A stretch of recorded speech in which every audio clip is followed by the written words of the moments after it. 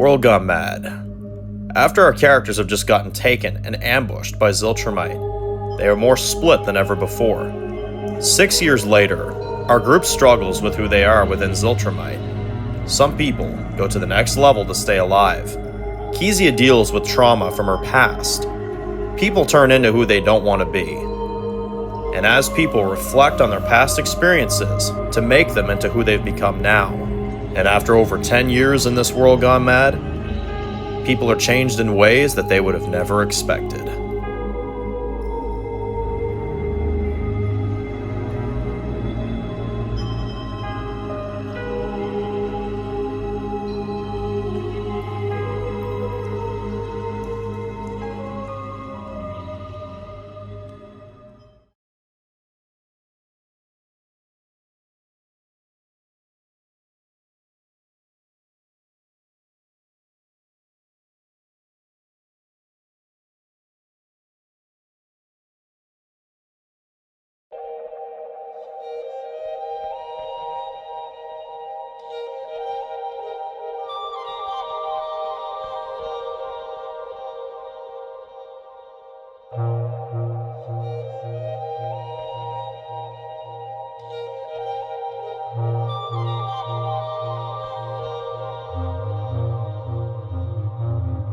We see someone writing stuff down on this chart, as we see paragraphs and paragraphs have been written by this person. We see this person is wearing a hazmat suit.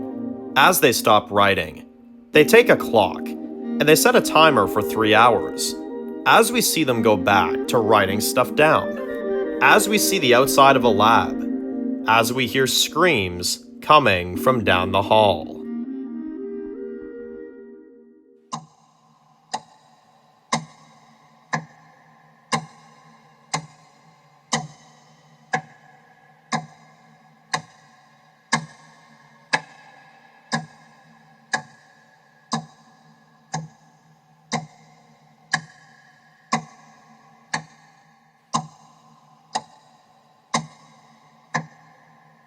We open to see a dark room, as we see a clock on the wall, as we then see someone sitting at a table, as we then focus on their bloody hands, as we see they're shaking a bit.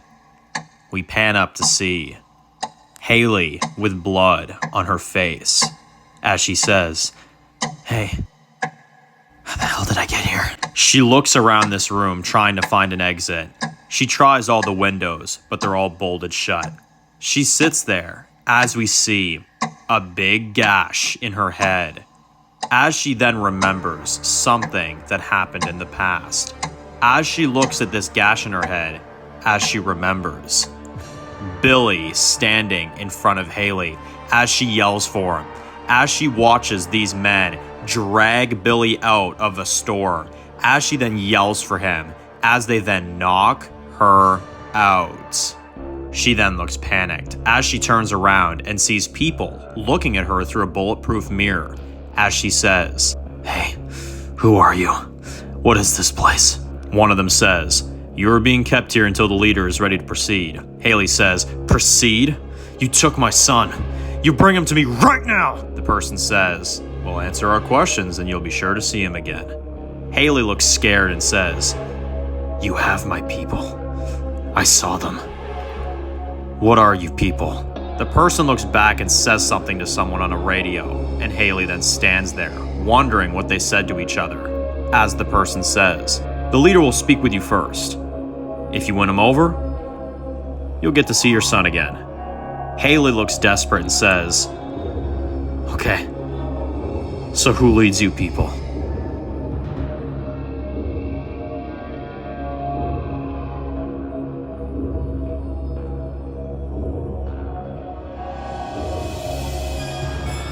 We see Haley walking out of the room with 2 guards, as we see her walking past a few guards in the hall.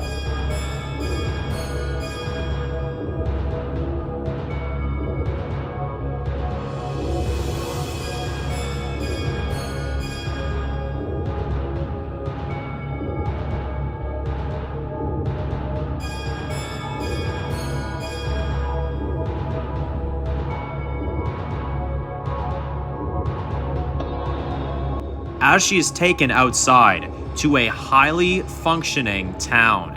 As we see the guard pushing her forward and says, "Walk." As they walk across, as they are right by the water, as they then walk up to an old diner.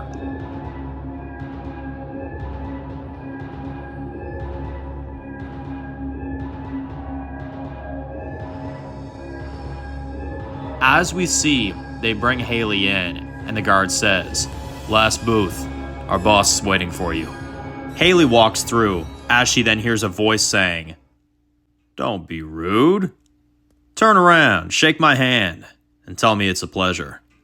Haley then turns around, as she looks shocked and says, "Oh my God, you're Rob Johnson, one of America's best rock stars." Rob says, "Well, how kind of you. What's your name again?" Haley says, "I'm Haley." Rob says, "Take a seat, Haley." She sits down across from him as he says, "Now you've walked my streets, so maybe that'll give you an idea of how careful we are. We're over 10 years into this thing. Now I get 2 strangers brought in, Blake here gets shot by a kid. and I just want to make sure that I'm not letting 2 psychos into my community." Haley says, "Where is he? Where is my son?" Rob says, Relax.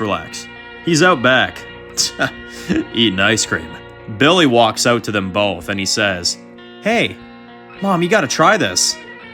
It's just like Kingstonville all over again."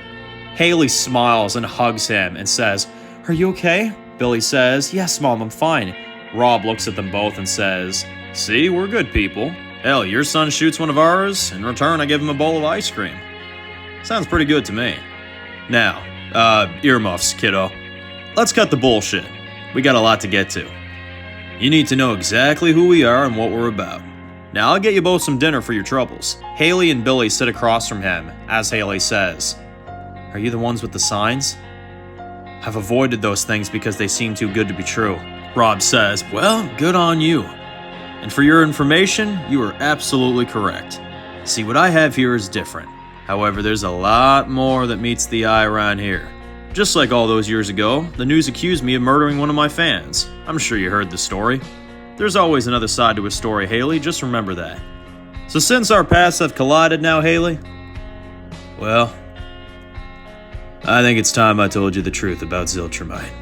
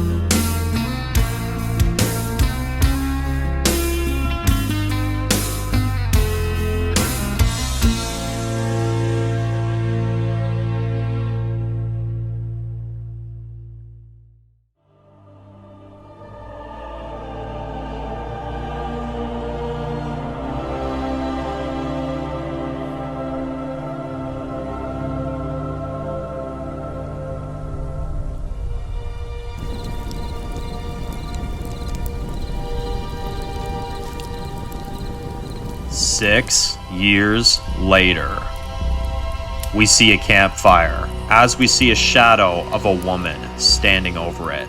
As she walks up and throws another log in, as we see, it's Haley.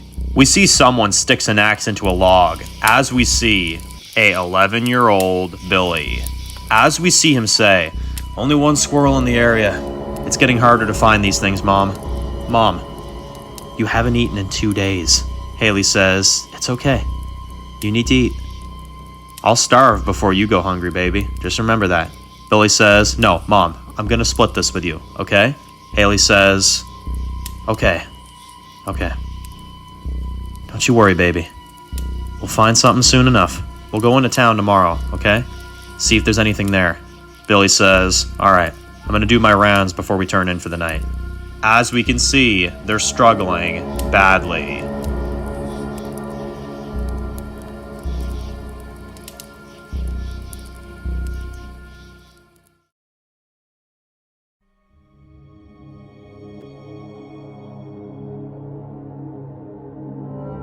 We see Billy walking around the camp. As we see, he walks past a sign that says, Ziltrumite is lying to you. Turn back and save yourself. Billy sees this, but then he hears a deadhead approaching him as he pulls out a big gun and shoots it. As he then stands over it, seeing there's some spray paint on its face. As he looks very curious about it, as he keeps moving.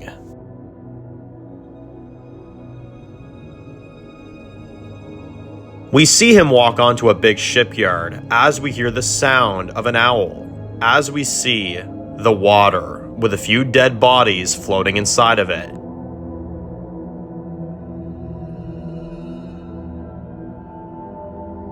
As he just looks out to the sky, as he then starts walking back, as he sees there's a man standing in the shadows holding a sledgehammer, as he just is standing there from far, watching Billy.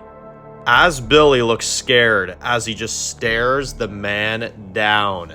As he looks nervous, and he pulls out his gun, and he holds it tight in his hand, and then he pops the man once as he goes down. Billy is breathing heavily in a panic.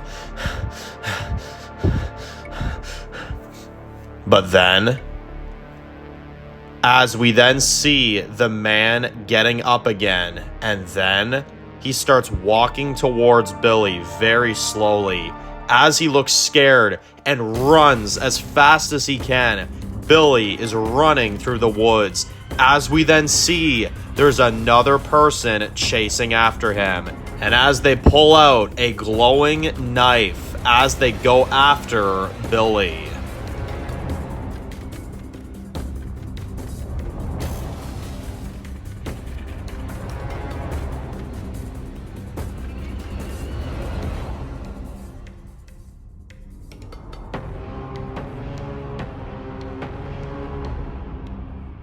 We see Billy runs back to the camp as Haley sees Billy running back as she pulls out her gun and says, "Are you okay?" Billy is out of breath and says, "I saw someone, a man. He was just watching me." Haley says, "Yeah, I heard the shot. Did he try to kill you?" Billy says, "I shot him before he could." Haley quickly puts out the fire as they grab their gear and run. As we see them running through the woods as they are trying to avoid these men.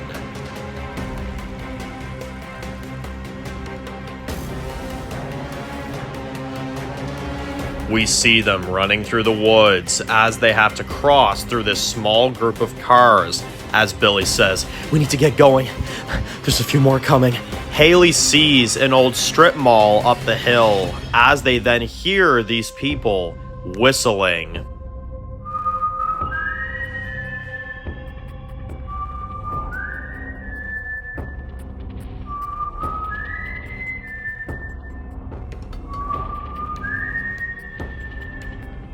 She says, "There, go." They run up the hill and lock themselves into one of the stores. As we see, they're locked inside of a candy shop. As we then see them hiding out back behind the counter. As they're holding their guns behind the counter, shaking in fear. As we see the doorknob starting to turn. As Haley and Billy look ready, but scared. And then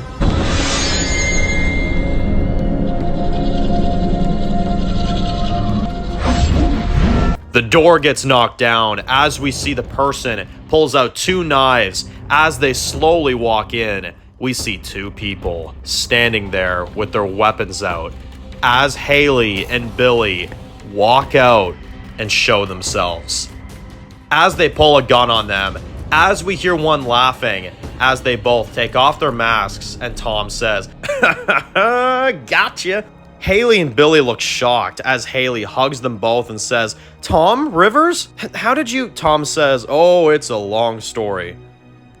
"Wait, is this—" Haley smiles and says, "That's Billy." Tom looks at him and says, "Well, hey, Billy boy, how you been?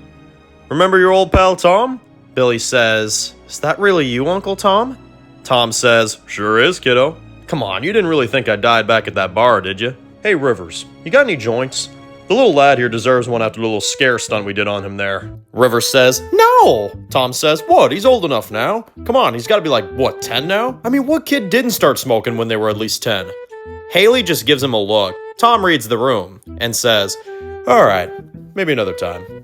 Haley says, "Well, I see you haven't changed a bit." Haley says, "So, who are these people you're running with, Tom?" Out of nowhere, Haley takes a hit to the face with a baseball bat as she goes down. She looks disoriented as this guy pulls a gun on her as Tom runs up to him and says, "Hey, what the fuck are you doing? She's family." The man says, "Yeah? And tell that to the little bastard that shot me in the shoulder. We're gonna take them back to Rob where he will get the answers that we need." Tom says, "Please, man, please." Rivers says, "Honey, just let it go." Tom looks pissed as Haley is slowly getting up, as we see these men ripping Billy away from her as she yells for him, as they then knock her out.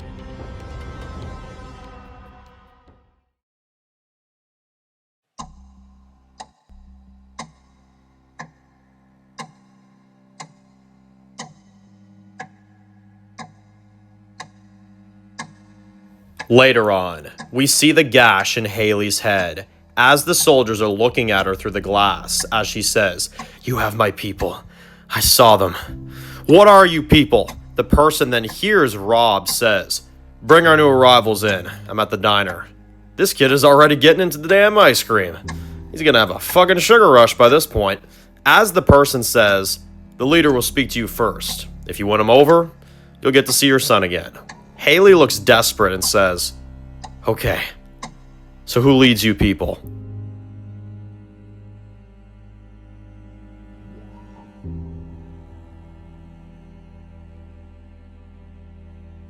We see Tom and Rivers sitting in a waiting room as a door opens, as Arlo comes out, and Tom asks, "How is she?" Arlo says, "She's being questioned, for now. Rob's sitting down with her and Billy right now." Tom says, "Well, I want to see her right away once he's done with them." Arlo then kind of pats him on the shoulder and says, "Look, man, I don't like this any more than you do, alright? I don't like kids and questioning. But the kid did shoot Blake. I mean, was he always like this?" Tom says, "Well, maybe Blake did something to set him off. I don't fucking know." Arlo says, "Like what exactly?" Tom says, "Man, you know how he is. Blake's a fucking pussy. Christ, he was the lord of the crybabies when we were captured inside of that prison camp. I mean, hell, bro would always hide behind us when we would take all the beatings for him." You would see some scarrings on Tom's arm, as you would notice that he's been through some bad shit. Arlo says, "Look, man, we're not in camps anymore, alright? This ain't Ziltrumite anymore. In here, the reason we're even here to begin with is so we can do things differently from them. So everyone will get a fair chance."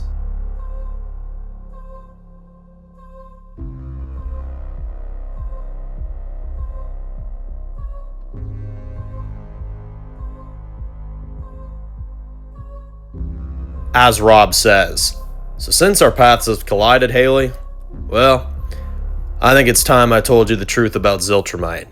Haley says, "Alright, so what is there to say? I mean, it's obviously a lie." Rob says, "Oh, it's a lie, alright. Everyone you see here, everyone in this place, they all saw the signs at one point or another. But they weren't lucky as you and your son, unfortunately. And they definitely weren't blessed with the minds of yours." Haley says, "My head is pounding." "Yep, I'm assuming this is exactly what blessed feels like?" Rob says, "Look, this place holds people, alright? They bring you in, and it stays that way until the big boss man that has a stick up his ass, and he finally makes the call. And if you're strong enough, they'll let you join." Haley says, "Well, what happens if they don't join? What happens if the boss doesn't see potential in them?" Rob says, "That's the problem. Not an option. I mean, it's an option, if death is your choice. You either join them and be useful to them, or they look at you as useless and dead to them. And in quite a literal manner, I'm afraid. The conductor has his way. And all these people that you see here managed to break out at one point or another. And we're angry. I'm angry. And some of my folks, well, they're fighting to get the ones that they love out of that shithole, once and for all. Haley says, that man named Tom, that woman named Rivers, they were part of my group back many, many years ago. I didn't even know they were still alive until today. Did you save them? Rob says, we saved each other, actually. I have a lot of respect for Tom. Hell, you would know, he's like a big old teddy bear, but he acts like a fucking Viking when you need him to.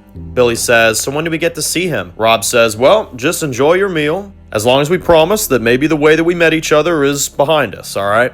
Then we could just let it be pure safety measures. They nod and he says, then I think we'll be alright here. Billy says, well, what about the man I shot earlier? Rob says, oh, what, Blake? Nah, let him have his hissy fit all he wants. I'll handle that. They get served a plate of food each, as Haley says, this isn't poison, is it? Rob says, what? This convicted bastard right here? Nah. He takes a bit of it and he says, see? Damn, homemade mashed potatoes. Those are good. As Haley then realizes she can trust him.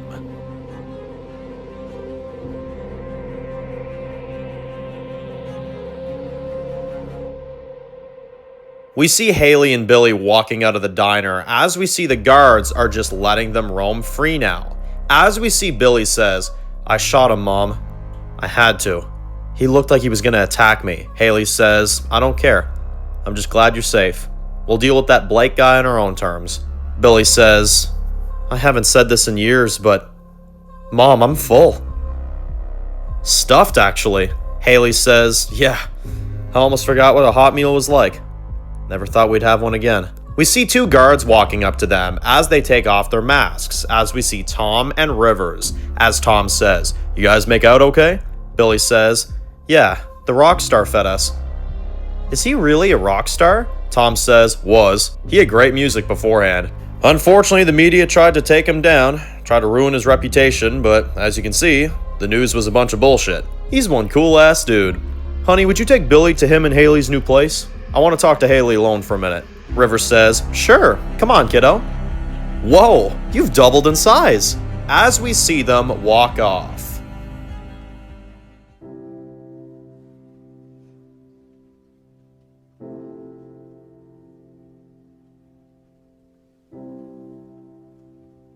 We see Haley and Tom walking by the river, as Haley says, it just doesn't feel real. I thought you died fighting off James. I tried to get to you, but the place was nothing but ashes. I didn't think you survived. But here you are. Her smile starts to leave her as she says, and I wish I could have said the same about the others. Tom says, what happened to you out there? Haley says, we beat the apostles. Dave made real sure of that. He shot Bishop dead. Tom says, good. If I was there, I would have done the same damn thing. Haley says, honestly, Dave did the right thing looking back. Ryan was evil.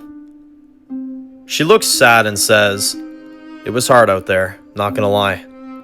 We went to this ranch for hospitality afterwards, and then we had to rely on the hospitality from this crazy man with a chainsaw. God knows what else he would have done. Tom says, oh God, that guy. Yeah, I ran into him too. He wasn't so welcoming to me. So what are you getting at here with all this? Haley says, the people on this ranch were evil. And when the tables turned, I got separated from everyone. And I'm not sure if they survived, Tom. I'm sorry. I tried. I really fucking tried. I tried to be that leader that Lincoln wanted me to be. But I failed. She turns her back on him looking guilty, as Tom sits next to her by the dock and says, oh, Haley. I can promise you didn't lose anyone. Haley says, how do you know that? I mean, I can't. Tom stops her and says, because I saw them. Haley looks shocked and Tom says, Dave, Miles, Ashley, hell, even Kezia.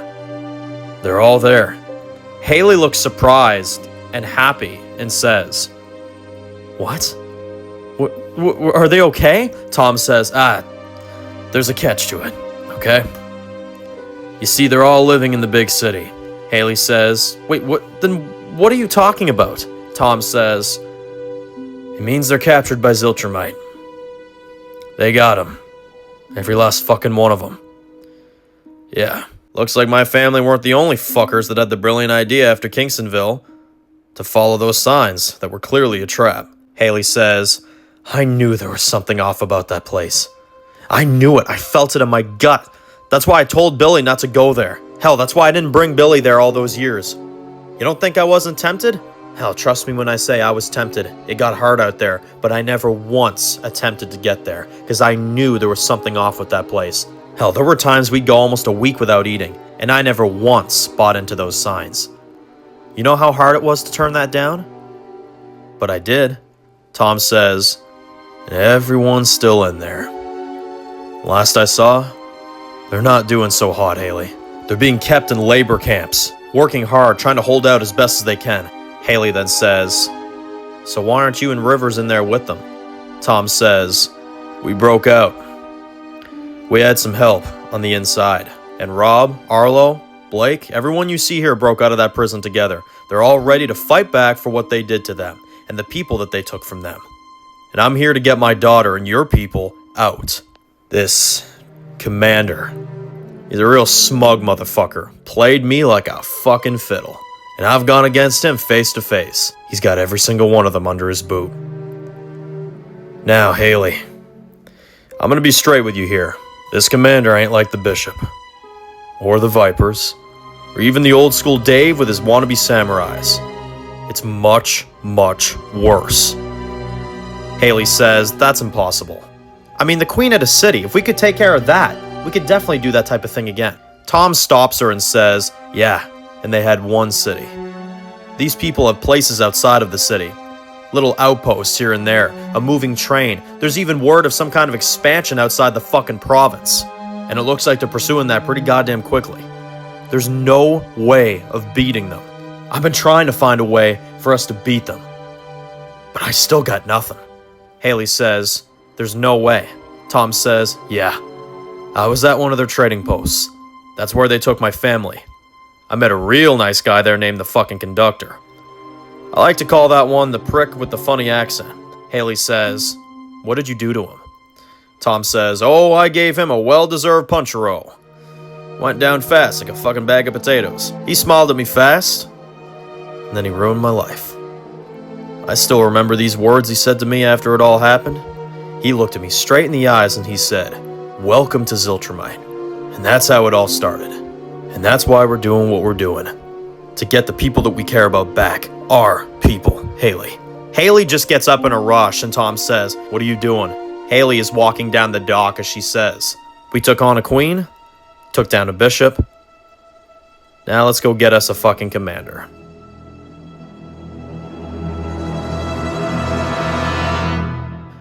I miss this.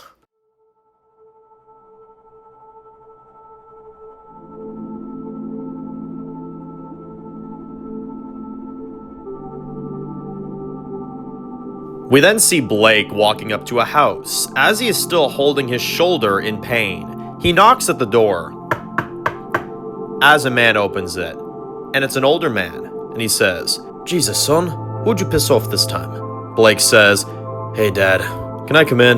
Blake sits down and sits on the couch. As we see his dad going into the kitchen, getting him some painkillers, and he says, so you gonna tell me what you did out there to get that hole in your shoulder? Or will this be another lie again? Blake says, yeah, the shooter who did this is just roaming around on our fucking walls and eating our ice cream. The dad says, oh, well, that's unfortunate. But Rob must have seen something useful in this, sir or madam. Blake says, yeah, try a 10-year-old little brat. His dad looks really disappointed and says, whoa, are you intimidated by a little kid now, Blake? Blake says, no, I don't appreciate when someone comes up to me and tries to shoot me, okay? The dad says, well, while you sit here and rest, I'm gonna go talk to Rob about tomorrow. As the dad leaves, as we then see Blake cuddled up in this warm blankie, as he then turns on the TV and watches SpongeBob.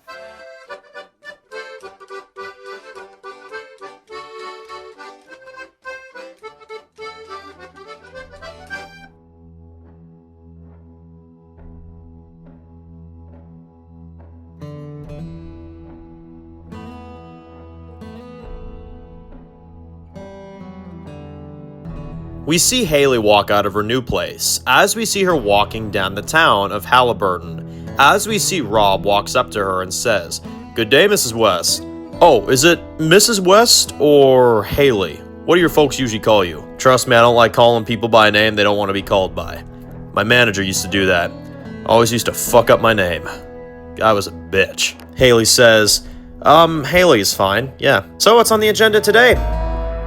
"You gave us a nice place to stay, fresh clothes, and all I've done is thanked you." "Wait a minute. I don't even think I've done that yet." "Thank you, Rob."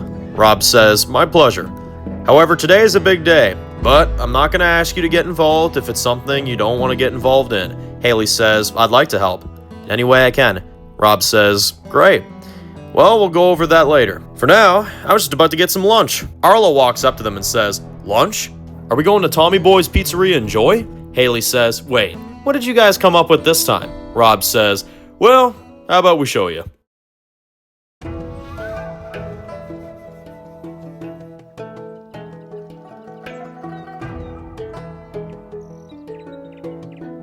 We see a pizzeria, as we see the name at the front of the store. As we see, Haley reads the name of it, and it says, "Tom's Pizzeria and Joy, pizzeria by day, bar by night." Haley looks at Rob and says, "Of course there's a twist to it. You know this is the third bar he's opened now, right?" Rob says, "Oh, is it now? Told me it was his fourth." I guess he just tried to impress us, I guess. "In that case, does he really know 5 different languages?" Haley says, "No." Rob says, "I figured."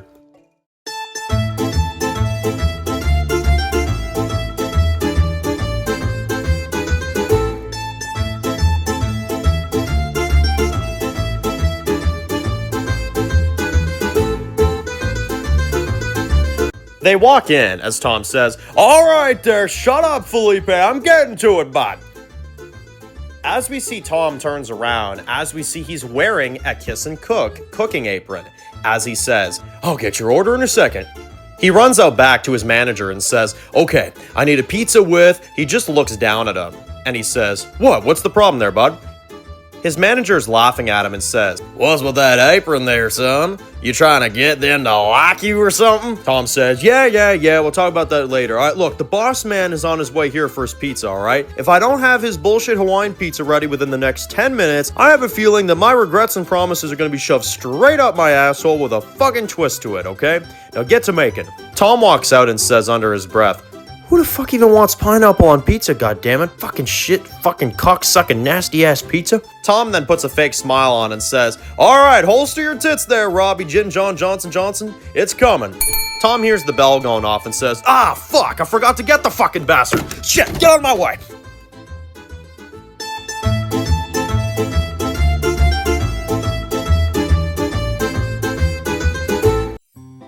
We see Haley, Tom, and Rob all sitting at the table eating their pizzas, as Rob asks the most obvious question to him and says, "Yo, Tom, this pizza slaps, man, but aren't you supposed to be working right now?" Tom says, What? Don't worry about it. Plus, it's Stony Stone Tuesday, alright? They'll be fine." Rob says, "Great, that's just the mindset we need for this mission. Alright, here's the plan, guys. This train comes by around the same time, every week at approximately 4:30 on the dot. It's driven by a guy named the fucking Conductor, alright? He's one of Ziltrumite's highest ranked members.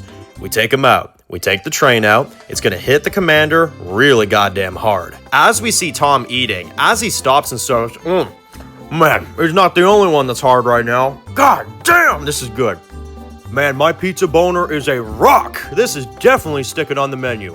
Haley says, "Yeah, make sure to never let me let you teach Billy that one." Rob says, "Yeah, listen, stay with me here. If they don't have a train, they no longer have any kind of an advantage, alright? We make our chances a lot higher than it is now. So, who's in, who's out, who's helping me?" Haley says, "Well, sounds like fun to me." Tom says, "I'll go, and I'm sure Rivoli River Pond will go too, so if she's in, I'm in. We go in, get us one big old train. Besides, I get to kill that fucker I punched in the face a few years back. And when it's over, we come back. We party, and we celebrate just like we did in the good old days of Manland. Oh, and Rob, regrets and promises, drunk edition, tonight, be there." Rob says, "Sounds like a plan."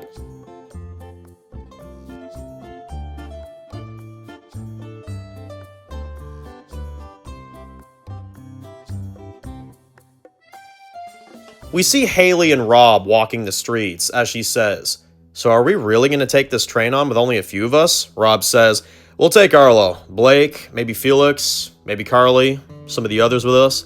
That'll be at least 8 of us. We'll handle." Haley says, "I just met you yesterday. Do you always put on this much of trust into someone you barely know?" Rob says, "Well, to put it briefly, Tom took a lot of injuries and fights defending me in there when we were prisoners, back in the prison camp days. And I always asked him what made him so selfless. He told me his leader Haley taught him how to be that way. Other people first, then yourself. And I thought, who in the world is still alive this far into this thing that would have that kind of mindset? And that's your buddy Tom, and I'm glad to consider him a friend of mine. And you taught him that. Besides, there is another reason I'm asking you to come on this trip, and I'll just say it very briefly. I've heard some interesting stories about some shit that you've done over the years, Haley. I heard one time you blew up a group of over 100 plus people just to save who was yours." Haley just looks at him and Rob says, "Yeah, we need you." Rob says, "Come with me. I'll get you suited up."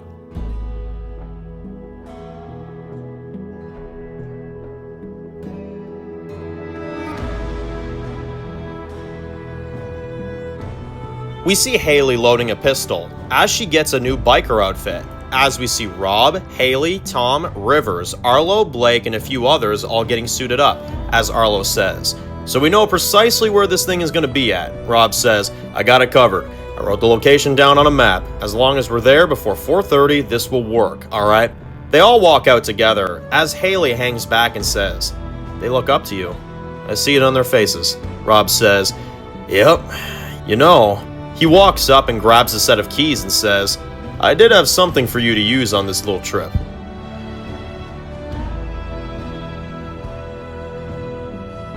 We see them in the garage as he then rips the cover off of something. As we see, it's Lincoln's bike. Rob says, "Tom said he was out there on a supply run a while back. Found this thing abandoned out in the fucking mud. It was in bad shape, but we brought it back. Apparently I got skills in the biker department. Hell, maybe I was a biker in another life, who fucking knows. Apparently this belonged to your husband though. Lincoln West?" Haley looks emotional as he says, "He was a great man, Lincoln West." Haley says, "Wait, you knew him?" Rob says, "Briefly. He worked as a prison guard when I was locked up before the world fell. I was in the same prison as Dave Miller." Haley says, "Wow, it's a small world, huh? You know, for the record, I do believe you were falsely accused.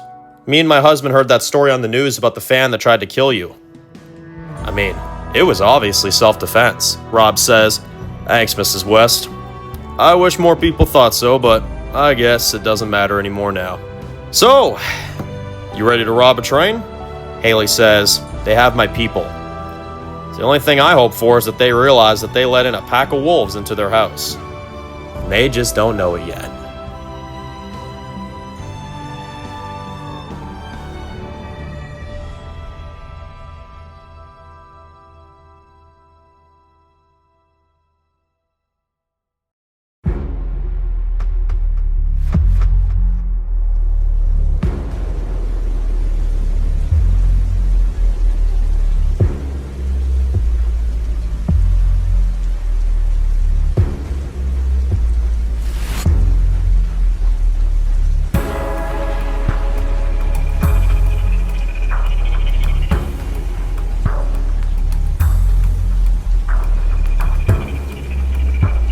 We see the Ziltrumite train going by. As we see the back of the train, we see a man on the floor spitting up blood. As we see his tongue has been cut out. As we see him trying to speak. As we see the conductor standing over him with a big wrench in his hand as he says to this man, "I tried with you, George, but you broke the rules, so you folks had to die. I did warn you before, though. There will be no hunger strikes." The man is trying to talk, but he can't get the words out, as the conductor says, "What's the trouble, hoss? Cat catch your tongue?" He looks down. "Oh, well, my, it's right here. Well, I see I've left you speechless, but in this place, the punishment fits the crime you commit." He starts walking away as the 2 soldiers grab him, as he says, "Take him. Put him at the rest." An example is going to be made, gentlemen.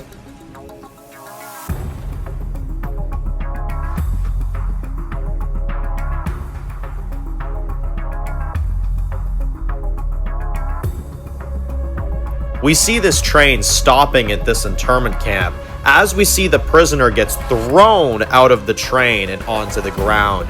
The conductor steps out and says, "Welcome home. You're never leaving this one, I'm afraid." We see the soldiers taking the 7 other prisoners out of the train as well, as they bring them all out as the soldiers are standing behind all of them. The conductor walks out and says, "Line up, prisoners. That's it. Nice little puddle for you to sit in right there, right there. Now, my name is Arthur Fresnick, but you can call me the conductor. You are here because you have shown that you do not work well with others. I really don't like people who don't work well with others. That's part of the place you joined. That's why we thrive by working together. But the only other mercy I can offer you is die together. But it's all right. You will all die here together." We see the prisoners look terrified as we see a girl looking at her boyfriend as she says, "Please, I love you, babe. I love you." The man says, "I love you too. You are my one and only. Nothing is gonna change." The conductor shoots the woman in the head as she falls, as they all scream in fear, as the boyfriend says, You fucking monkey." He shoots him too and says, My, will you shut up with that power love bullshit? That and a settlement of soldiers dressed in black does not mix in this world. Well, we had to go out of order, but it's alright. This batch will do just fine. They all look scared as the conductor says, "Ready, soldiers? Weapons up?" They load their guns to the back of the prisoners' heads. But then, the conductor says, "Fire!" They shoot and kill them all as we see a small smile on the conductor's face.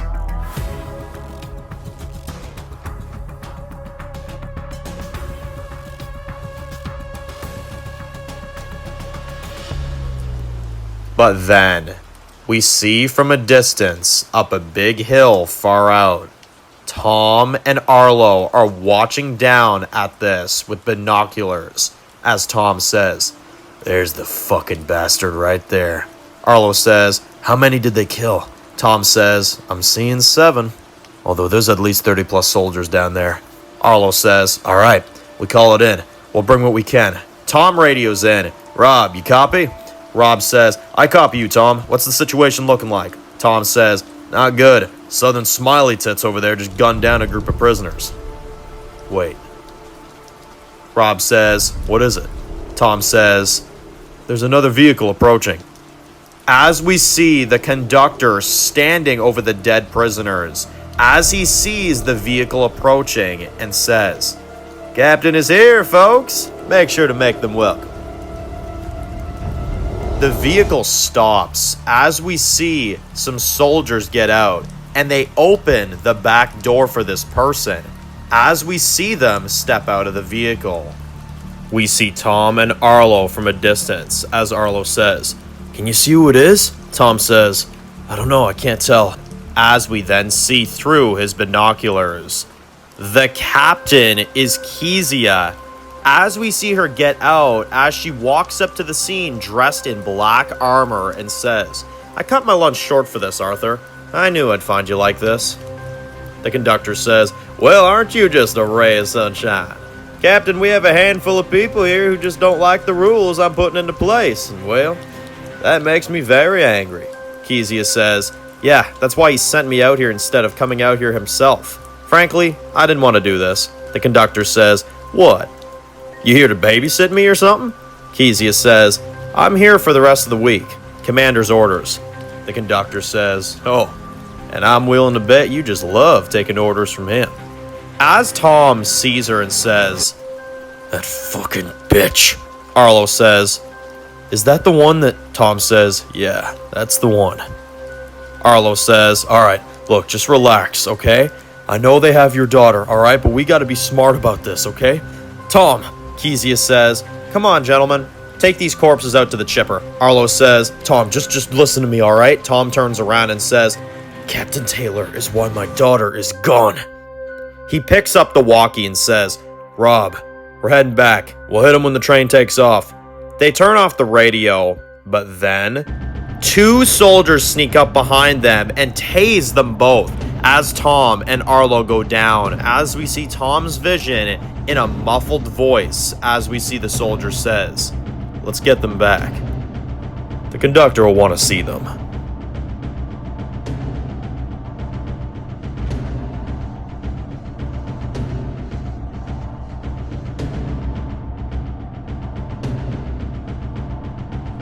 We see Rob, Haley, Rivers, Blake, and some of his men are on their motorcycles as they all pull over, as Rob says. All right, we walk from here. They start walking as Rob says. So, Haley, what was this Kingstonville place like? Haley says, it was one of a kind. It belonged to a man named Paul. Then he died in a war for it. And then my husband had the idea to hire people for a council, and we all ran it together. Rob says, from what Tom told me, it was almost like an old world. Haley says, it was. It was pretty amazing. But it came at a price, unfortunately. I lost Lincoln to that place. Rob says, I'm sorry. I shouldn't have brought it. Haley says, no, it's okay. It happened a long time ago. River says, guys. They then see Arlo and Tom's motorcycles have been left on the side of the hill as she radios. Tom? Arlo, you there? We're where you told us to meet you. Where the hell are you? Tommy Boo, do you read? Tommy Boo, do you read? Tom! As they look, panicked.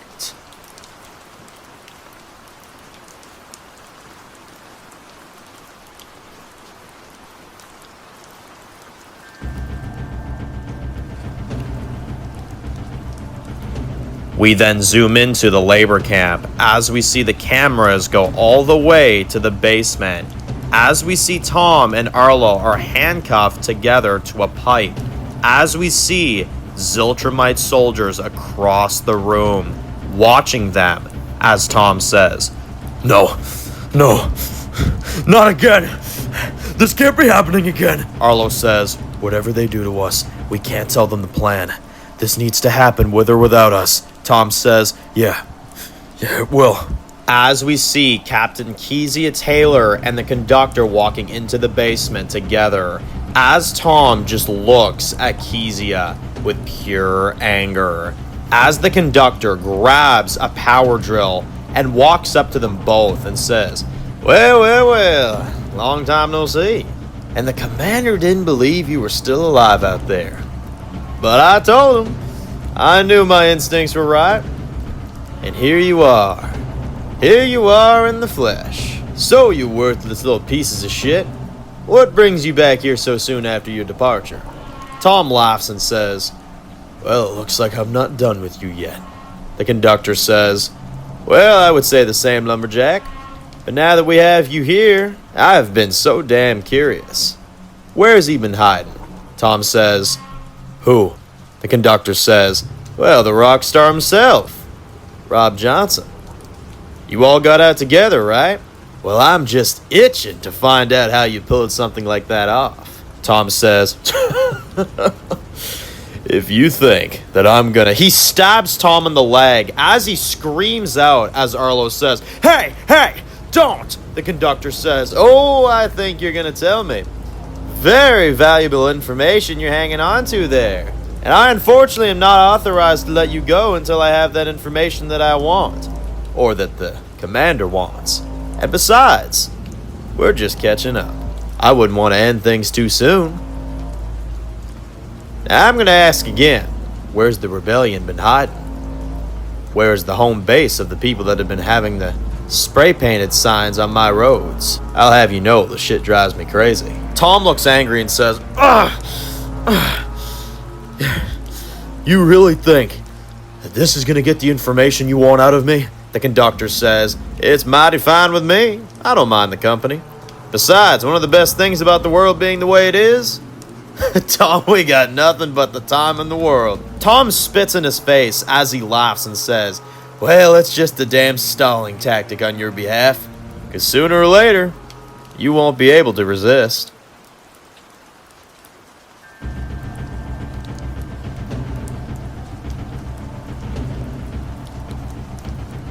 Meanwhile, outside the labor camp, we see Haley, Rob, Rivers, Blake, and some of the other fighters hiding behind one of the old cars outside the camp as we hear the conductor narrating. You've been running from us for years, trying your best to prove you found a better way. Well, what is that better way? But the one thing that you may not have asked yourself is, do you really have something better than we have offered you? Rob whispers, all right, Rivers, Blake, I want you at gate D. And Mrs. West, you're going to go with me at gate C.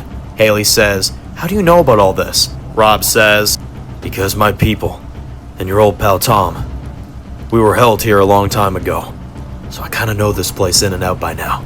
Haley loads her gun and Rob says, you ready? Haley laughs and says, it's just another day for me, Johnson. They sneak their way in as we hear the conductor saying, I mean, really, what did you think was gonna happen? You just come in here on your own and suddenly kill me? And somehow it took you all that time to come here and do that? I'm disappointed, Tom. Really. Tom says, you can stab me as much as you fucking want. You can hurt me as much as you fucking please. But you will never know where we are. So you're gonna run your little bitch ass to that fucking asshole and tell him that your mission was unsuccessful. Ain't that all you're fucking good for? The conductor smiles and he pulls out his walkie and says, don't say I didn't try, Tom. This is conductor reporting from the town. Will someone connect me to the commander? I need to speak with him real quick. The person says, I'll get him for you, conductor. The conductor says, thank you. Well, the clock's ticking now. You either tell me where Rob's people are hiding out at, or in a few minutes here, I'll request that the commander kills Julia, your daughter, right now. Then I'll proceed to send you her body parts as a little souvenir and a reminder of what kind of father would put his daughter's life in jeopardy to save his own ass. But I guess that's really important to you now, is it? Tom looks angry and says, you're bluffing. The conductor says, all the history we have, Tommy. You really want to try me? Because there is nothing in this for me to lose. And we'll find your community at one point or another, so how about try not to get someone else killed? Tom looks angry and says, please, don't fucking do this. The conductor says, clock is ticking, Tom. Not my problem anymore. You probably only have a few minutes before I give the order. What's it gonna be, Tom? Come on, what's it gonna be? Tom looks terrified as he sees Kezia just standing in the background with the other soldiers, and he says, you think this is funny? After everything we did for each other, and you're just gonna stand there and act like we didn't fucking mean something to you? The conductor says, I don't think she's the one you should be upset with, Tom, if you do as I ask. I give you 10 seconds, and then I'm making the choice for you. Where is the rebellion? Where is the rebellion, Tom? Tom looks very worried, and the conductor says, enough. 10, 9, 8. Tom says, please don't. 7, 6, 5, 4, 3, 2. Tom says, it's Halliburton. We're set up in the town of Halliburton, okay? The conductor drops his walkie and says, really? Just a few of you cleared out that entire town overran by deadheads? Nah, I don't believe it. Tom says, we took it. I'm not lying. We met people along the way that helped us. There's over 200 of us now. The conductor says, well, that's my favorite number. He looks behind him and says, Captain Taylor, you mind radioing the commander telling him where the place is? And when you're done that, make sure to tell them that Julia remains alive. For now. Tom says, please, I told you everything you needed to know. Please, just let me see my daughter. The conductor says, not how it works, Pops. You see, now that you told me where Rob is hiding his little piglets at, you are no use to me. It's been fun riding with you, Tom. He then pulls out his knife. But then, we see Haley and Rob stealth killing some soldiers from the back As they come up behind a few of them and stab them in the back of the head, we see Blake and Rivers doing the same on the other side of the camp. As a guard then notices them from a tower, Rivers pulls out a grenade and says, "Well, so much for that don't make noise rule." She throws the grenade as it blows up the tower with the man on it. As the conductor hears this and says, "Go, warriors! I have a feeling his friends aren't too far." Haley and Rob pull out their guns as the soldiers see them as they fire back. Haley and Rob back up against the wall as Haley then fires back at the soldiers and shoots the ones firing at them. Rivers and Blake are running through the camp trying to find Tom and Arlo as Rivers looks worried, but then they hear people in a cage screaming, "Help! Help! Help over here! Help!" Rivers then shoots the guards and Blake says, "What are you doing?" Rivers says, "Building our army, fucko. Now you gonna stand there or you gonna help me?" Blake takes the keys off of the guard as they go up to the cage and open it to see there's men, women, families, and even little children just locked up in here. As we then see on the other side of the room, dead bodies of men, women, families, and even children. As one of the prisoners say, Are you here to kill us?" Rivers takes her hood off and says, "Oh, we're here to kill people, all right." They look scared as she says, "And to save others." She puts her hand out and says, "You can trust us. You don't have to be afraid anymore. Trust me, okay? I once was you. And I know how scary this is, but we're going to take you all to somewhere you can feel safe, okay? Now, is there anyone here that can help us fight?" We see a few people step forward as she says, "Thank you. The others stay here, and we protect the rest. We're all getting out of here." We see the conductor says, "Captain Taylor, take Arlo here and get him ready for my train in case of an emergency." Kezia says, "Got it, sir." She takes Arlo away as Tom says, "This is all gonna fall sooner or later." The conductor hits him and says, "Not while I have you two. Come on. I'm gonna put an end to this real quick." He grabs Tom by the collar as he says, "Move." We see Haley and Rob firing at a few other soldiers as they kill them all, as they then take their guns for more firepower. Rob says, "Damn, one day with you, Mrs. West, and you've killed more people than most of my men in a year. We're glad to have you." As they keep moving, we see the prisoners taking the soldiers' guns as they team up with Rivers and Blake, as we see more soldiers on their way, as they all fire and kill most of them, but unfortunately 2 prisoners get shot and killed in the process. As we see Haley and Rob run up to them as Rivers says, "We let the families out. You find Tom and Arlo?" Haley says, "No, we didn't, but we need to." We then hear, "Looking for this?" We see the conductor with a gun pointed to Tom's head as he forces him to his knees and says, "Guns down. Right there.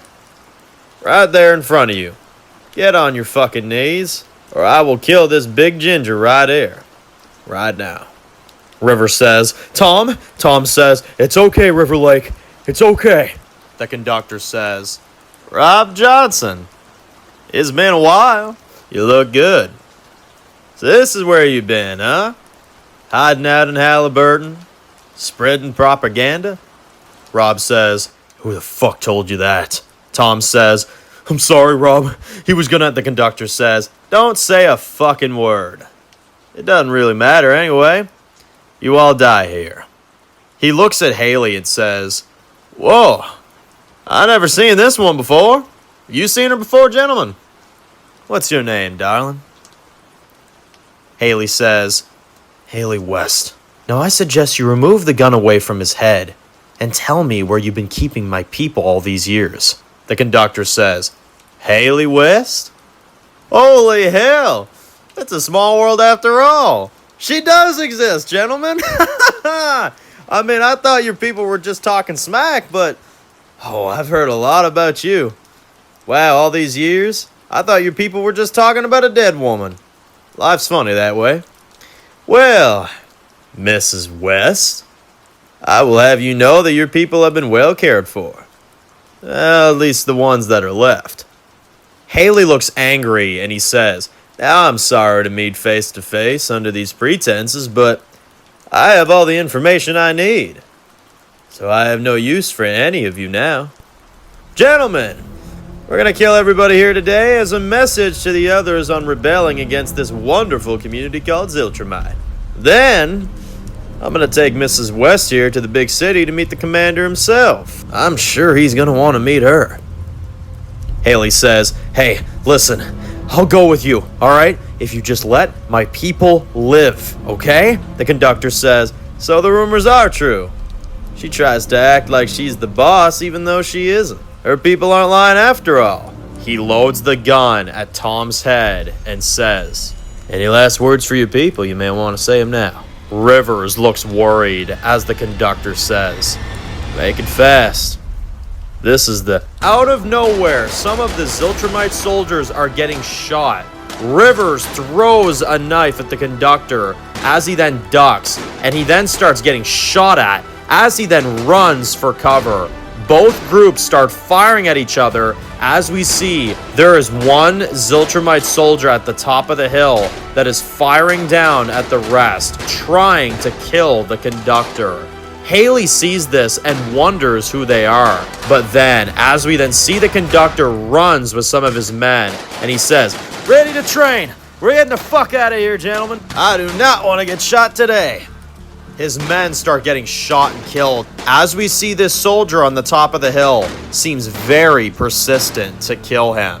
As we then see, Kezia grabs the conductor and says, "We gotta get the hell out of here, boss. We can't hold him off for long." She fires a few shots and the conductor says, "I knew I liked you, Taylor." They run to the train as 3 other soldiers then cover them. As they all get on the train, Haley and Rob see them getting away as the train takes off. As Haley says, "We can't let them get back to the city. If they get back," Rob says, We're not. Haley, Tom, Arlo, Blake, Rivers, you're all with me. Get on the motorcycles and let's take us a fucking train."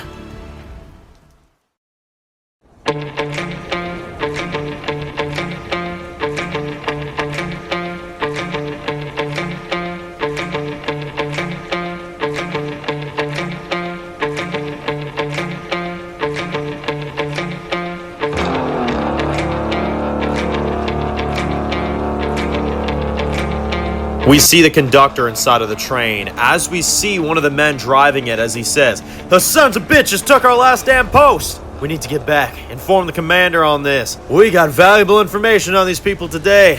Kezia says, "They took out our entire camp, sir. You really think we're getting out of this without some kind of punishment?" The conductor says, "I'll get out of it, sunshine.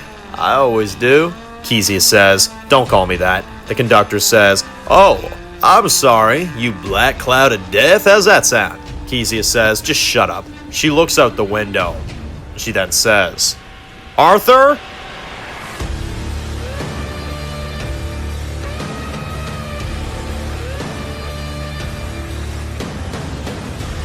We see Haley, Rob, Tom, Rivers, Arlo, and Blake on their motorcycles. As they drive next to the train, as they pull out their guns, as they then start firing at the train, as Haley says, "Pull this train over!" Rob says, "Stay on them. We'll hit them from the front. We'll take out the driver, and you do the rest. Come on." Rob and Rivers and Blake drive up to the front as they then fire at the driver. Haley then sees 2 soldiers as they go up to the top of the train, and as they open fire on Haley on the bike. Haley keeps it steady as she speeds up and dodges the bullets being fired at her. She shoots and kills one, but as the other guy is still shooting at her, as we then see Rob, Rivers, and Blake go up to the front, as they fire at the front window, as Rivers focuses on the driver in her sights. As she fires, she kills the driver. The conductor then hears this from the inside as he and Kezia start getting shot at as they get down. The conductor picks up his walkie in a panic and says, "Vic, what the hell's going on up there?" He doesn't hear a response as we then see the last 4 soldiers run up to him as one says, "We're coming in hot. Brace for impact."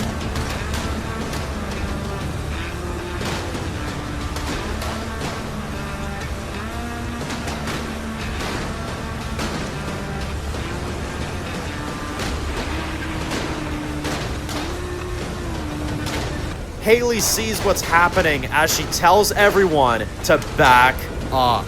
We then see the tracks leading to a road as Kezia says, "We're going down!"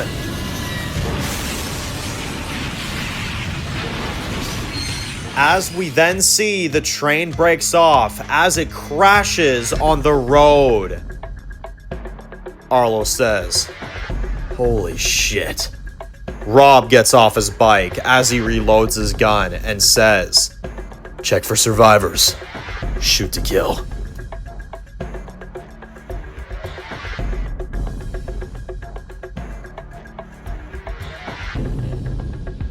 We see the conductor covered in blood as we see he's in rough shape. As we see Kezia slowly getting up. As we see a few soldiers got killed in the crash. As they get out, as the conductor says, "You get me out of here, Captain Taylor. If you show up without me, it ain't gonna end pretty for you." Kezia says, "I know, damn it."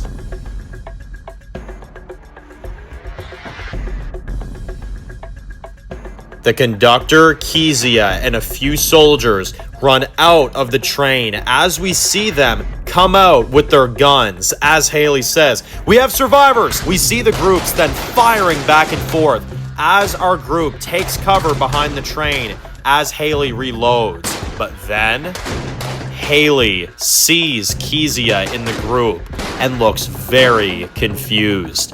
As we see the conductor is out of ammunition. As Kezia then looks to her left, and a soldier gets shot right in the head next to her, and the conductor says, "We gotta go!" He and Kezia and a few others run off into the woods for safety. Tom and Arlo shoot a few more soldiers as he then sees the conductor and Kezia and some of the others getting away. As he then grabs a gun and Tom starts running after them. Rob gets in his way as Tom says, "Get out of my way, Rob." Rob says, "No, you're gonna get yourself killed." Tom says, "He knows where we are." Rob says, "I know he does." Tom says, No, if he gets back, he's gonna tell them where we are, and he's gonna use our people against us. He's gonna try to kill my fucking daughter." River says, "Tom, stop." He's right. You go after them, and you're only gonna get yourself killed. Tom says, "I can't lose her. I can't fucking lose her. Please, just let me help her. Please, let me fucking help her, please." Rob hugs him and says, I know. You won't lose her. You won't lose her, brother. Listen to me.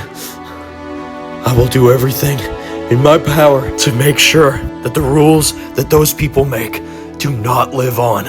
You're not gonna lose her, Tom. You're not. So stop. Tom breaks down in Rob's arms as Rob says, "I got you, brother." Tom says, They can't win again. They can't fucking win again." Rob says, "They won't. I'll make sure of it." Haley says, "Kezia, she's with them now? Can someone tell me what the fuck is going on?" Rob says, "There's a lot that's happened, Haley. I understand you have questions, and you want answers, but now, I'm gonna go in that train and look for some fucking answers."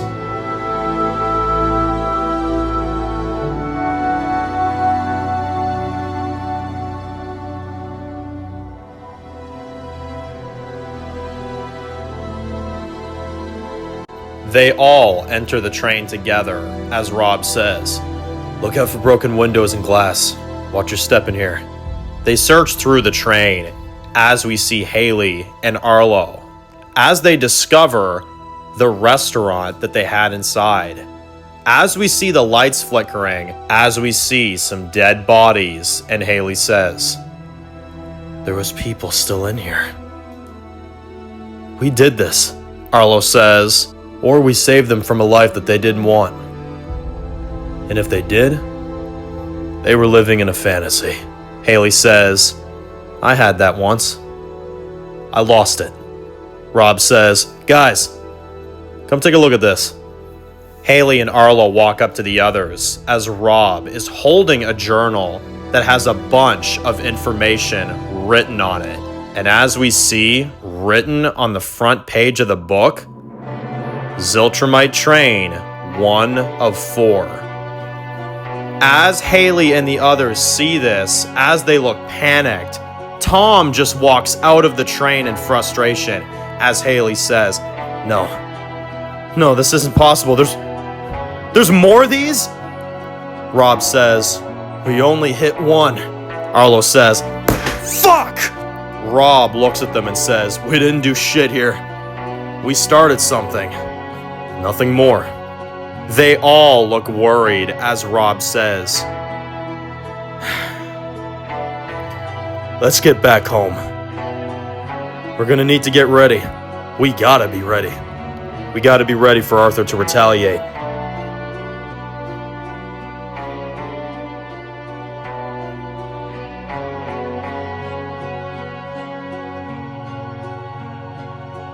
Tom is standing outside of the train as he looks worried, and Rob says, all right, look, I know this is bad, all right, but we still got to win here today, all right? Tom says, how? How the fuck did we fucking win? Rob says, we got some of them, all right? Listen, we can't just stroll in there and blow them all up with explosives at once, all right? That's not how this shit works, trust me. I've thought of doing that, but then we'd all be fucking dead, Tom. Rivers says, honey, we'll go back and we'll do this right, all right? We'll get her back, I promise. Tom says, all right. We better get at it then. He goes back to his bike as everyone gets on their motorcycles, as they all ride off, as we can see the sun going down.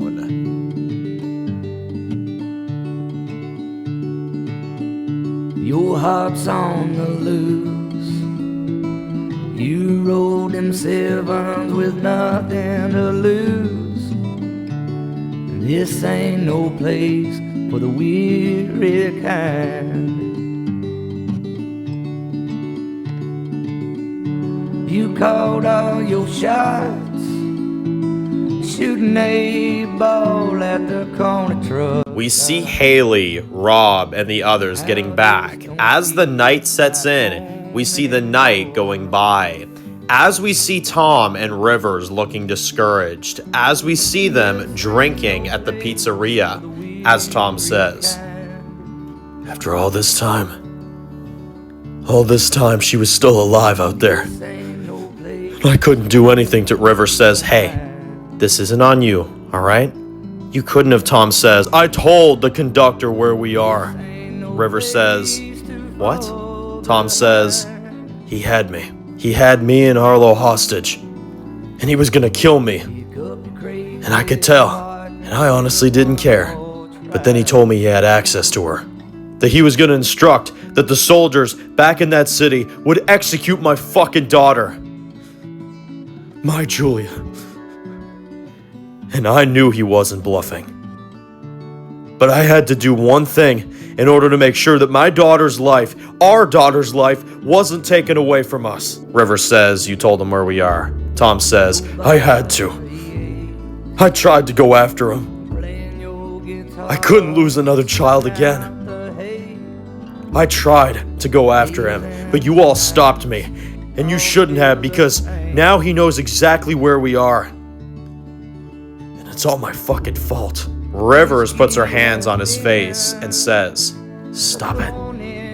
You did what any parent would do for their child. And if they want to show up here, then let them. Let them come. Better yet, we'll take one of theirs as leverage to get her back, so if anything, that would be a win. These people will not win forever.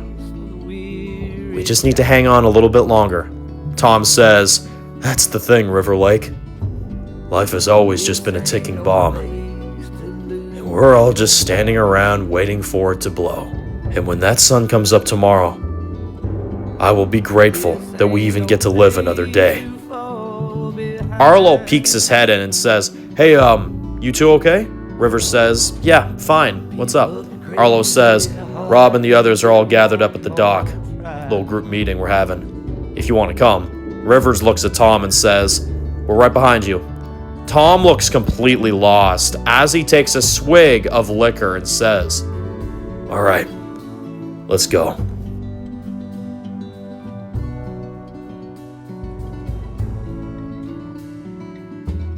We see Billy cleaning his gun at his and Haley's new house, as we then hear a knock at the door.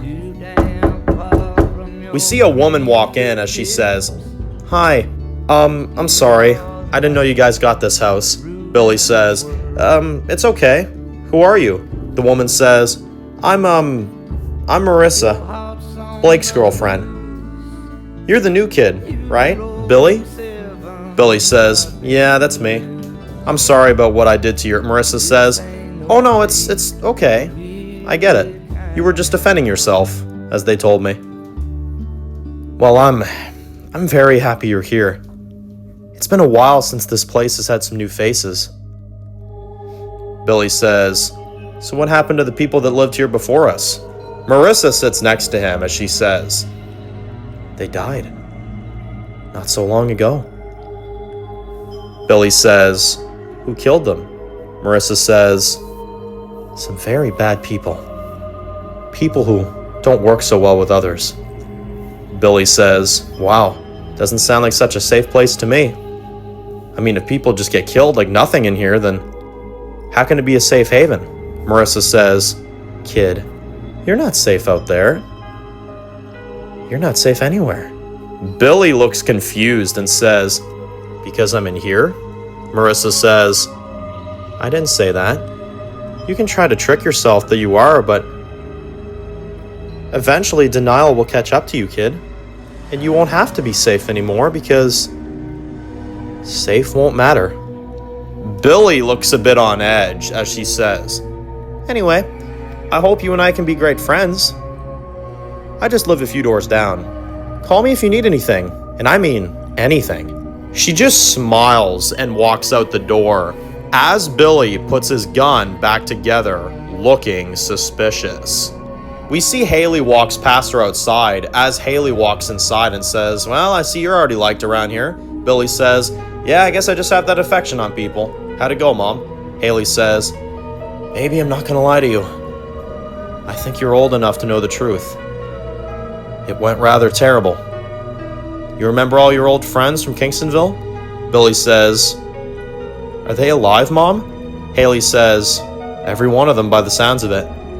And we're gonna have to fight to get them back. Because family is all that matters. At least, that's what your dad said, so we're gonna stay here.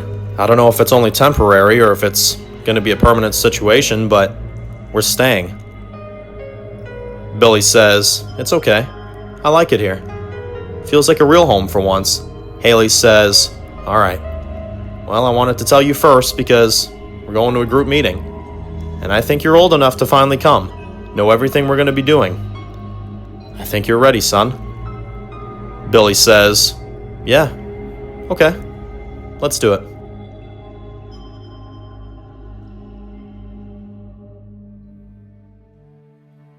We see everyone in Halliburton gathering around in the middle of the town in front of a big fire. As we see Tom and Rivers walking up to the group, Haley and Billy are walking up to the crowd, and Arlo, Blake, and Marissa and the rest of the rebellion group are walking up as well.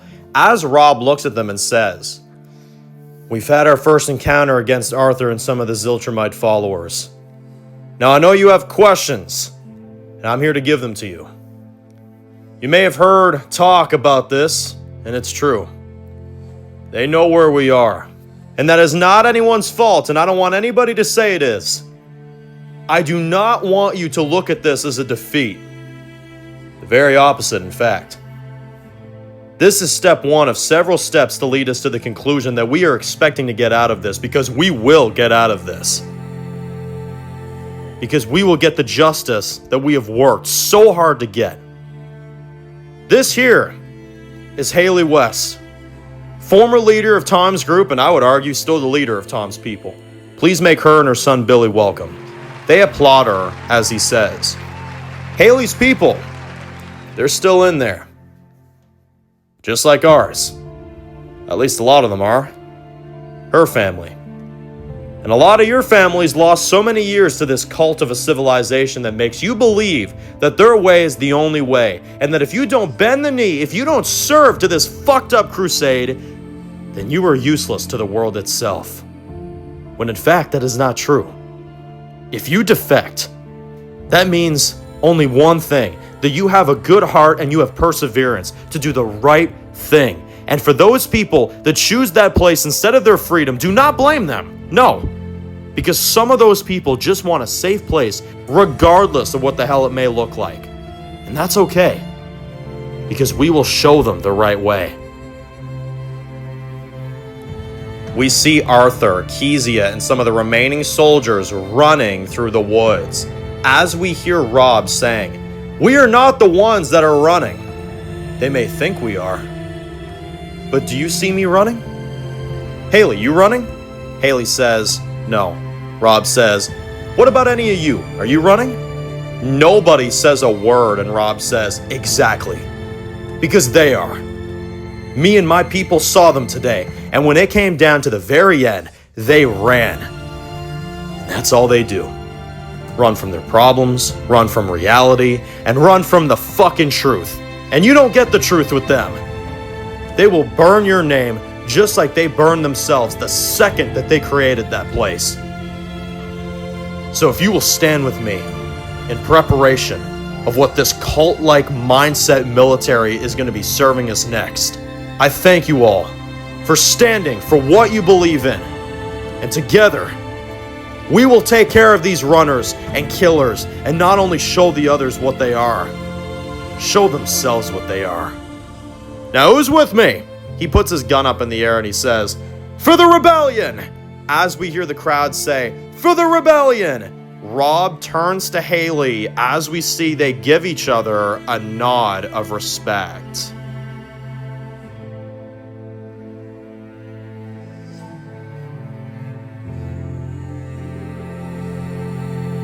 Later that night, we see it's the middle of the night, as we see Rob is just sitting in the garage, drinking. He then puts his jacket on and walks out the door. We see him walking up to Blake's house as he knocks on the door. And Blake opens it and says, "What the hell do you want, boss?" Rob says, "I just figured I'd let you know I'm going out for about an hour or so with the patrols." Blake grabs his gun and closes the door and says, "What is it?" Rob says, "I'm making sure they're nowhere around this place. I'm also keeping an eye out on my patrols if they are. I'll be back within the hour." Blake says, "Wait, I'm coming with you." Rob says, "All right then. See, someone's got their big boy pants on today. Was bound to happen sooner or later. Let's go."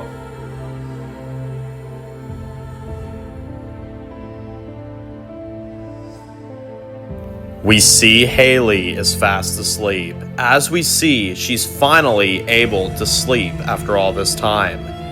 We then see her door starts to open a bit, as we see a person is in their house dressed in black, as they're just staring Haley down. They then close the door.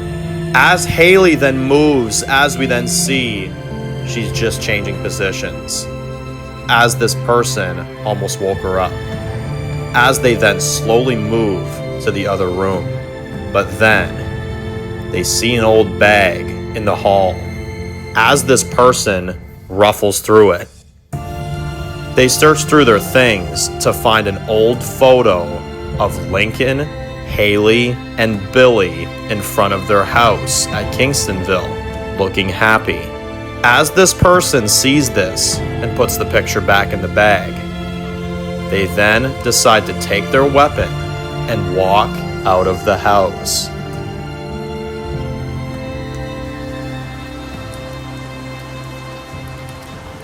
Outside the walls of Halliburton, we see Rob, Blake, and two other men sitting in this car as one of the men says, "Rob, we've been out here for over an hour, man. The sun's about to come up soon, for Christ's sake. I don't think there's anything." We then hear a voice on the walkie-talkie saying, We Need assistance. I repeat, we need assistance. This is Captain Taylor of Ziltrumite City. There's been an incident. We need your help. Please respond. Over. Rob looks pissed and picks up the walkie. We see Kezia and Arthur and the rest of the soldiers look spent and out of shape. As we hear, "You lost, Taylor?" Kezia looks pissed and says, "Rob? You too much of a chicken shit to come out here and have a conversation face to face?" Rob says, "Nice try, lady, but I think I'm awfully comfortable right here. No ambush today." Kezia says, "What do you people want?" Arthur says, "Oh, is that Rob? How's he doing? Get to it!" Rob says, "What I want is Arthur's head for starters. You see, unlike others, I see you people for what you really are. You're not a savage, cold-blooded killer, Kezia. I saw it before. I don't know what kind of game you're playing, but you're not playing it very well. And hearing what I'm hearing, Arthur remains breathing. So let me ask you both something that you may need to hear. Everything you've done, from the second that you turned that place into what it is wrong." Arthur says, "Well, you're obviously talking about the wrong people because Ziltrumite is not my creation." Rob says, "I gathered that, but still, you're stuck, trying to live a life that's been dead for years. And sooner or later, you're going to be dead with it. And I can't wait for the day that you realize that you were wrong, and you come crying to me, asking for my forgiveness because you know you're wrong. And I will look at you dead in the face and teach you a very well-earned lesson." Kezia says, "Oh, you don't want this fight, Johnson. The commander is already aware of the rebellion, and he will find you. And after the information that your friend gave us today, it's probably going to be sooner than later." Rob says, "Great. You go ahead then. Tell your boss everything you've learned. And when you've done that, tell him to give me a call. Because unlike you that's running, I'm the one sitting comfy and cozy waiting for you to show up at my doorstep so I can kill every fucking last one of you." Kezia says, "You think that's a threat?" Rob says, "No, but this one is. My regrets is ever showing up at your house of wolves. And my promises is you better run. Because our song is about to be sang, Kezia Taylor." This is the end. Hold your breath and count to 10. Feel the earth move and then hear my heart burst again. For this is the end. And as the soldier stands there watching the fight go down, as we then see Haley and her people, the person then takes their helmet off. As we see, it's Miles. As he sees Haley and the others from far, as he then says, "A war for freedom, Mrs. West? Shit. It'll be my pleasure." We will stand tall, face it all together at skyfall. Let the sky fall.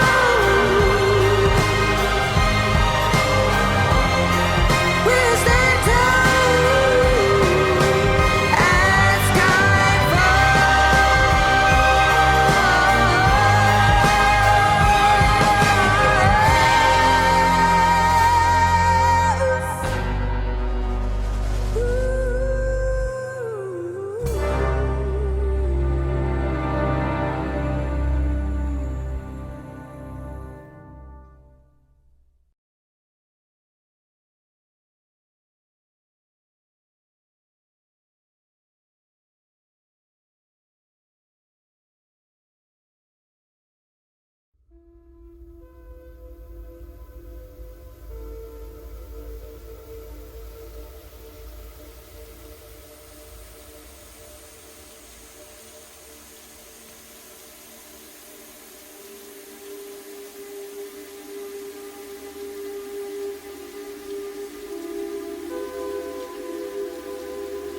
We see the Ziltrumite city light up at night, as we see a man dressed in all black, walking downtown.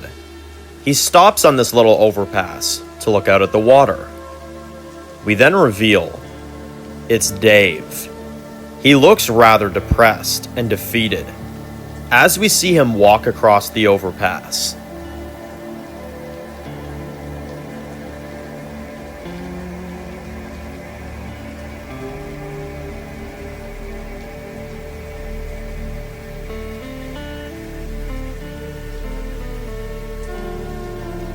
We then see him walking through this parking lot as he goes up to an old truck, and he gets in. He looks at himself through the rearview mirror, and he just sits there. He then pulls out an old note from his pocket, and it says, "Happy Father's Day. Love, Rose." He starts crying all alone in his truck as he says, I tried to make it back. I tried to make it right, Catherine. I tried. I thought this would have been safe. I thought this would have been safe.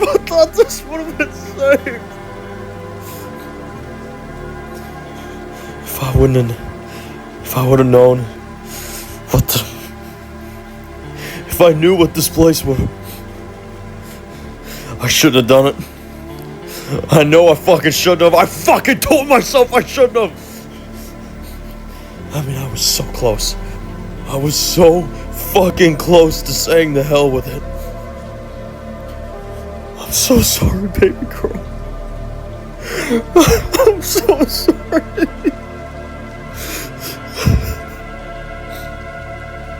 He then pulls himself together, and he pulls out of the parking lot.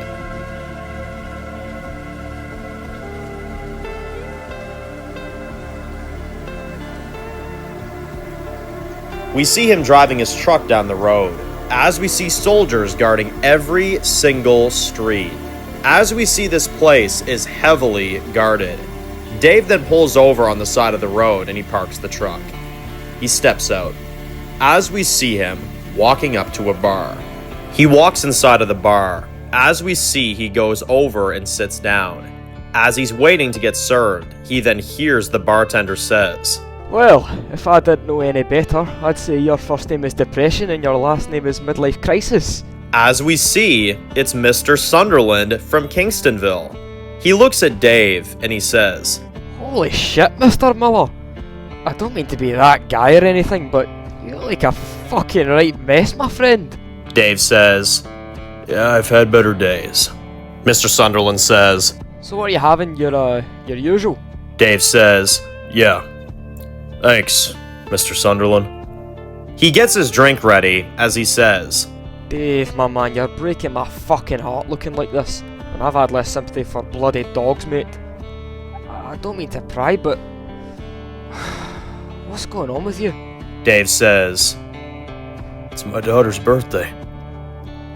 I'm sorry. I know I've done the same thing for years, just every time. Every time I read this letter, it just reminds me of what I did. The choices I made. Mr. Sunderland says, Oh, I understand, man. It's hard losing a daughter. Especially to a place like this. Dave says, All the people I've killed? Hell, all the people I've gotten killed? Maybe this is for me. Maybe I deserve this. Mr. Sunderland says, Oh, come on. Now, why would you deserve this? Dave says, Think about it, man. I brought everyone here, fully aware that this could have been a trap. And when we got here, and when they... He tears up, and Mr. Sunderland puts his hand on his shoulder and says, Hey, you are not to blame for what happened. You are not to blame for what that man did to you. Dave says, Enzo ruined my fucking life. And he has gotten away with it for so many goddamn years. And I've been thinking. Mr. Sunderland says, Dave, I can't lie, you're kinda scaring me right now, brother. What did you really come here to talk about? Dave says, Did you hear about what went down today? Did you even hear what was going on? Mr. Sunderland says, Yeah, it was some intense shit. Oh, please don't tell me you're thinking of... Dave says, killing every one of those fucking sons of bitches, you're damn right it's on my bucket list. But not yet. I still have things to do here. But what I am saying is that I'm getting ready. I've been studying the ins and outs of this place for years, and I think I've finally gotten a grasp of what they're doing around here. And I just want to make sure that you have my back when it's time for me to fill you in on what we're going to be doing. Mr. Sunderland says, Dave, my friend, I trust barely any prick in this place. But you, my friend, are not on that list. So if you're asking me to help you, I will help you. Dave downs the drink and thanks him, and he starts walking out, and Mr. Sunderland says, Is this about what happened? Dave says, Yeah, it is. 'Cause Enzo's why my people are fucking gone. And it's time to expose this place for what it really is. I'm gonna talk to some people. I'm gonna get ready. And I hope for your sake that you are as well when the time comes. It's time for Enzo to feel the wrath of what he did to my daughter. He walks out of the bar. As Mr. Sunderland looks nervous, Mr. Sunderland says, God forbid that Ziltrumite has to face the wrath of the broken man. As Dave puts the hat back on his head as he walks out into the city of Ziltrumite, ready to take it down.